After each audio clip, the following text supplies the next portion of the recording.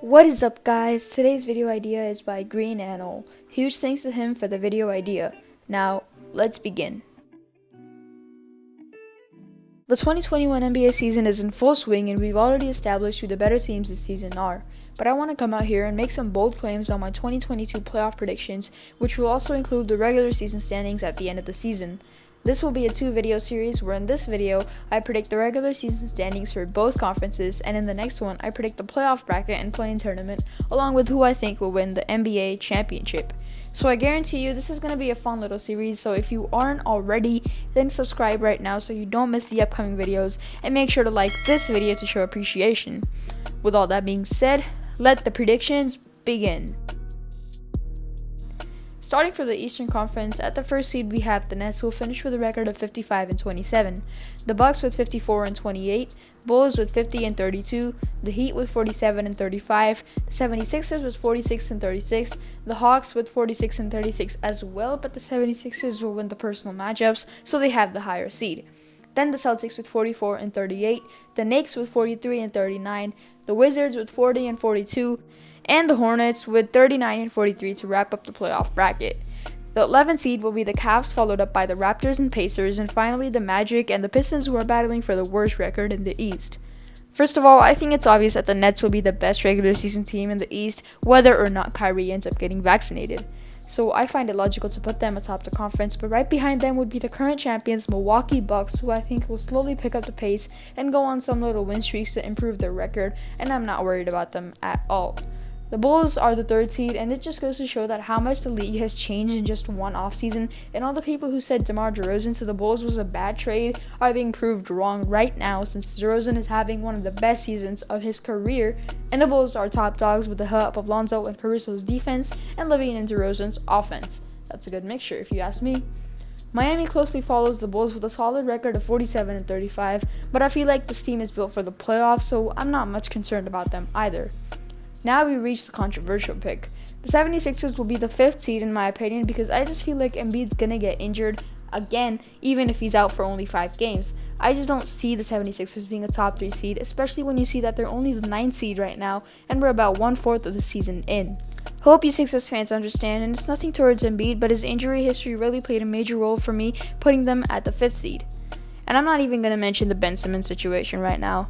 Tied record-wise with Philly is the Hawks, but I expect the 76ers to win more of the personal matchups between these teams, so I kept the 76ers as the higher seed.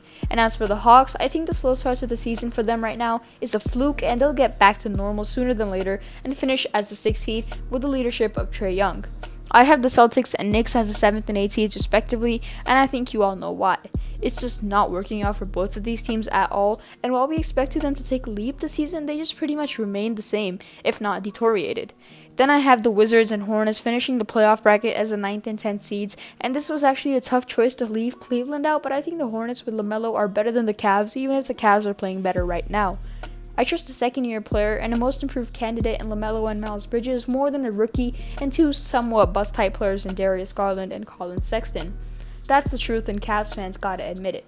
The Wizards making the play-in tournament is a very big surprise to me, because I was expecting poor play from them after Westbrook left, but I think they're playing really good team basketball so far this season, and they'll finish as the 9th seed in the East.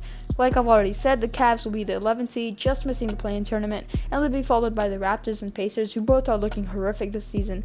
While it's clear that the Pacers are going to go on a full rebuild, and they've already said that about 2 days ago, I think it's time for a complete rebuild for the Raptors as well. Scotty Barnes is promising, but he won't cut it alone for this team to be anywhere near playoff contention.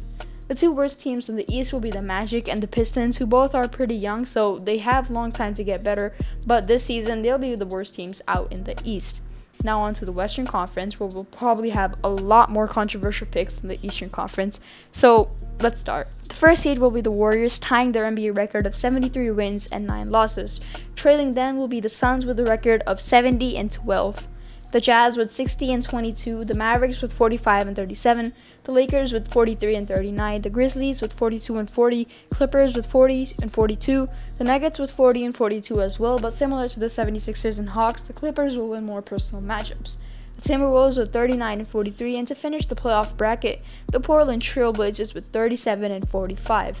Now recently we got some news on CJ McCollum and his I think lung. I think it was something related to his lung, and prayers up for him. But the Blazers will still make the play-in tournament at best. The Kings, Spurs, Rockets, Thunder, and Pelicans will be the 5 first teams out of the West. Okay, so I have a lot to get to here. The Warriors win 73 games like 2016, and I don't want to talk about it. Their level of play speaks for itself right now. But the Warriors and Suns are tied in record-wise right now, and nobody is talking about the Suns, but I have to. They're going to win 70 games this season, period.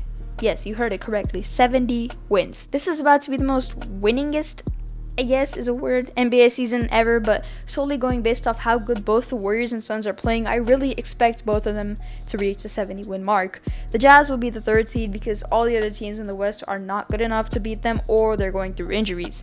D-Mitch and the Jazz have remained a regular season team for a while now, and maybe things change this season. To find out, subscribe so you don't miss the second video of the series where I'll be predicting the winner of the 2022 NBA Championships, along with predicting who wins each series and in how many games. Anyways, that's enough of my self-promotion.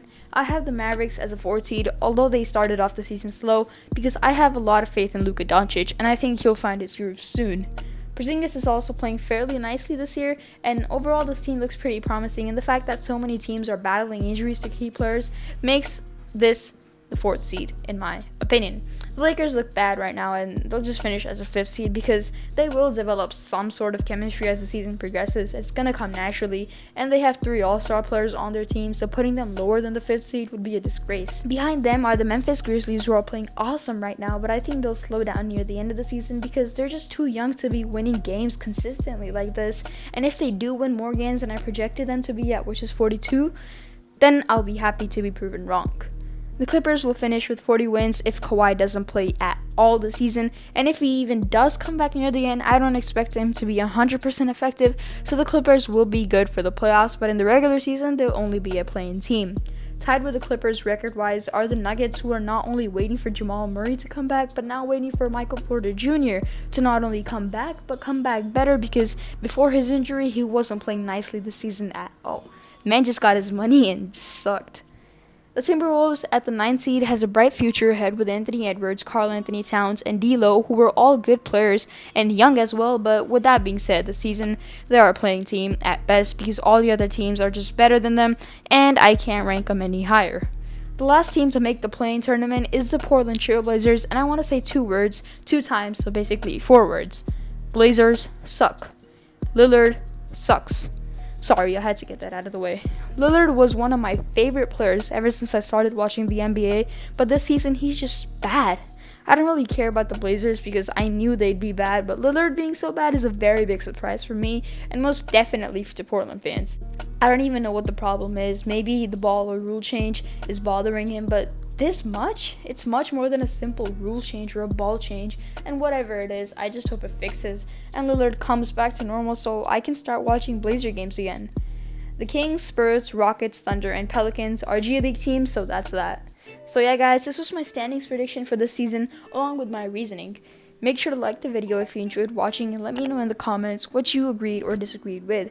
If you did not enjoy watching, you can dislike, and now the dislikes are removed, so I won't even know. But anyways, part 2 of this video will be out soon, so make sure to subscribe for that as well. Thanks once again to Green Anole for the epic video idea, and thanks to you guys for watching throughout. I'm your boy Krishna, and we out until the next one. Peace.